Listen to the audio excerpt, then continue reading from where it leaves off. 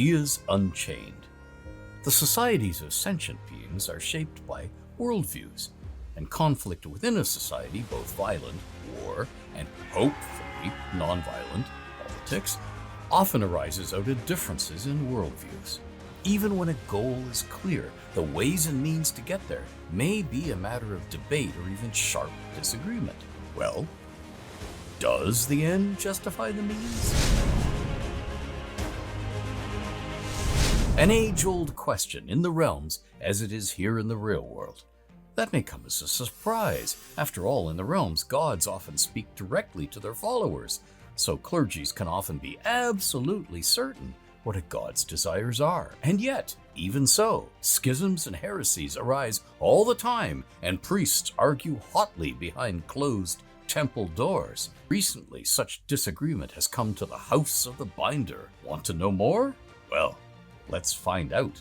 As the god of knowledge, Oghma the Binder isn't a deity that might quickly come to mind when you think of war, disaster, toppled thrones, and the like. No swung swords, biting fangs, and shed blood here. And yet, the quiet, ordered, we're all just helpful librarians here, image of the House of the Binder has, in this Year of the Sea's secrets revealed, 1500 DR, been riven by fistfights, castings out, and schisms among clergy of Oghma that can no longer be hidden from the wider world. All because of disagreements over the best answer to this question. Should knowledge be freely shared to all, or codified into philosophies to guide the thinker, organized ways of seeing the world and accessing the guiding words of Oghma? Throughout the tumult of the 1300s DR and the century of rebuilding and restoration that followed, the mortal faith of Oghma became cloistered guardians of what they saw as records under threat of being lost. Tomes and scrolls all too easily destroyed, the thoughts and beliefs set down in them lost forever. Oghmanite priests spent much of their time making copies of whatever they saw as the most precious sources and hiding those copies far from the originals, often walled away in isolated caverns where no one might think to look, and only the worst, literally mountain shaking, disasters could threaten them. The clergy of the Binder became go-betweens, standing between lay seekers after knowledge and the repositories of language. In the immediate wake of the spell plague, with so many brilliant minds who wielded the art lost or ruined, curation of libraries almost stopped. Nothing was pruned from collections because who knew where the good lore was?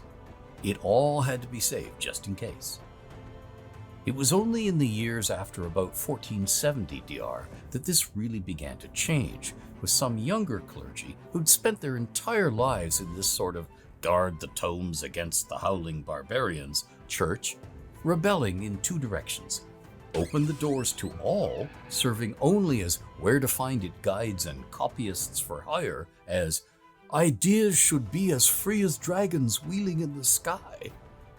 And we priests have a sacred duty to help lesser-read seekers after knowledge as guides by articulating philosophies both in person and by writing down organized thoughts and beliefs in written holy books for sale to all that reference deep thoughts in classic tomes to lead thinkers to them in an organized sequence so they too will understand the world as we who cleave to a philosophy do. There was even a brief and violent debate over the existence of a one true road, a correct philosophy where all others were but false echoes, but Oghma himself put a stop to that by sternly appearing in the minds of each and every priest of his faith, not all at the same time, so it took him the better part of 2 years to tell them personally that such a notion was nonsense and displeased him greatly. However, Oghma is the wise god, and being wise, he knows well that to impose and dictate to mortals arrives at far inferior results than letting them reach the same conclusions on their own, by experience, seeing the ideas as their own ideas. So after forbidding the one true road, He drew back and has let the current internal struggles of his faith rage as they try to convince each other to either be for free ideas for all or essential guides. Don't try to think without us, as no good will come of it. So let us take a deep breath for a moment, and during it consider the players. First, the divine. Oghma is the creative spark, the font of ideas and thinking, reasoning if you prefer. In some old writings, he's given the nickname of the idea. His scribe is the god Denir, who holds sway over art, cartography, glyphs, images, knowledge, literature, and scholars, the recording and expression of ideas. Milil also serves Oghma and is the god of song, poetry, eloquence, creativity, composition in particular, the process of creation, and inspiration. And the fourth of the deities of knowledge and invention is Gond, the god of craft, smithing, and inventiveness, ideas made manifest into tools or other items, inventions, like the printing press. So a temple of Oghma might have priests of all four of these deities living and working in it, or living nearby and working with it. About those temples. The Church of Oghma has never had many temples. From the last 2 decades of the 1200s DR to now, over 300 years later, 4 temples have been leaders within the faith, a quartet of first among equals. And they hold this prominence in different ways, as we shall see. The House of the Binder is a nickname for the entire faith of Oghma across Toril, but it's also the formal name of a large temple of Oghma located on the western side of the Court of Air within the coastal fortress keep of Candlekeep. The monks there are known as the Avowed and are headed by the Keeper of Tomes, who in 1500 DR is an increasingly frail and doddering, but still sharp-witted man by the name of Janusi Ilver, a devoted follower of Denir. He can still, without hesitation, name the 2 or 3 tomes that best cover an obscure personage, notion, or historical detail. The temple has a tiny private library, but Candlekeep around it holds the library, the reference backstop of written knowledge among humans and most other species of Toril. The Font of Knowledge is both a public temple and a monastery of Oghma. It stands in Waterdeep and contains the Great Library, open to all daily. It has a general all-topics collection, slender on fiction and containing only basic explanatory books on magic, no spell tomes. In 1500 DR, the font is headed and run by High Savant Sartress Duiven, neutral, human female, cleric of Oghma, 18, a soft-spoken, diplomatic, very shrewd, tall and rather plain woman. She's rather reserved, but mothers those she comes to know.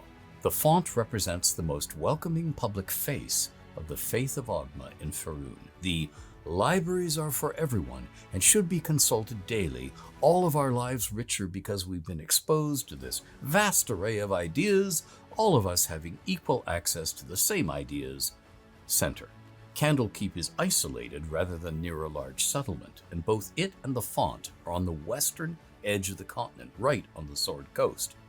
So they are distant from much of Faerûn, making other temples just as important as they are to the distant regions those other temples stand in. One such is the renowned The House of Many Tomes, a large and well laid out stone building with a central domed hall and 3 floors tall radiating wings. It's the pride and the core focus of the Tong of Songhall in Imboltur. The house supports many tutors who inform all who can pay their modest fees in everything except hands-on craft work, such as smithing, and the art, tutelage, and magic. In 1500 DR, High Lore Reader Ultreth Berend Cannon, neutral human male cleric of Oghma, 17, a tall, muscular man who looks more like a blacksmith or a warrior than a scholar, and who has a slow temper but a bellow like the roar of a dragon, and can run like the wind, heads the house.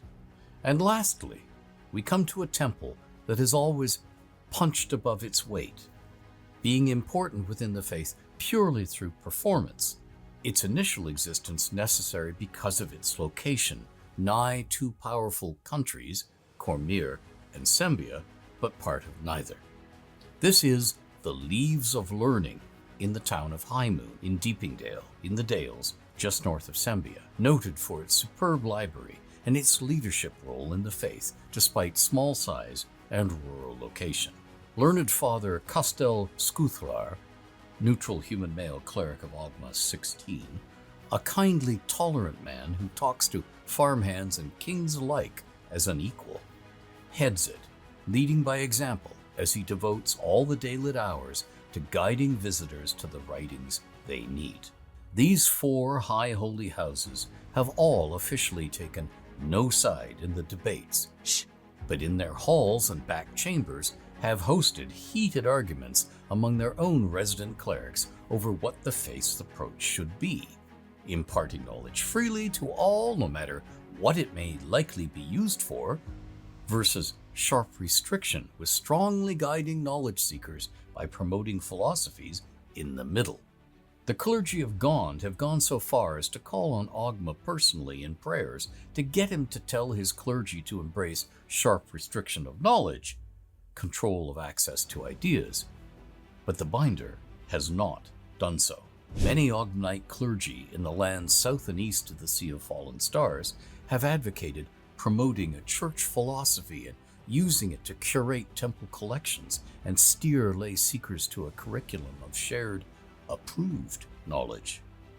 But for the last 30 years have been fiercely fighting each other over just which texts should be approved and what root philosophy promoted.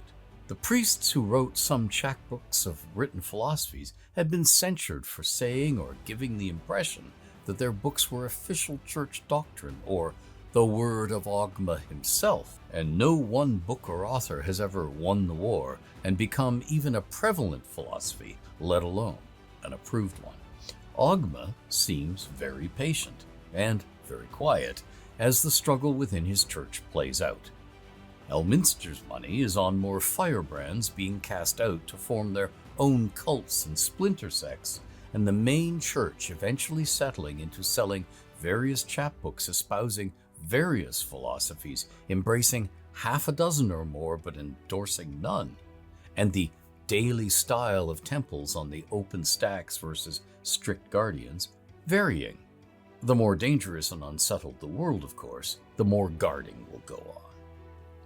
Both Elminster and Laeral agree that the Church of Oghma will go back and forth over passing time on such things as all faiths do. El pointed out that a year back, in the spring of 1499 DR, a cleric from Daz-Tandar by the name of Valak Hothland, neutral human male cleric of Oghma 13, a darkly handsome, hot-tempered, tall, middle-aged man of impressive voice and charisma, was cast out of the Church of Oghma for preaching that only priests of Oghma could try to foresee the future with any hope of accuracy, because only they could keenly, unquote, interpret prophecies, portents, and writings unwittingly inspired by divine influence, and at the same time advocating that clerics of Oghma only allow public access to church-held writings on a one-on-one basis with a seeker guided and accompanied by a cleric who would decide what they could read and see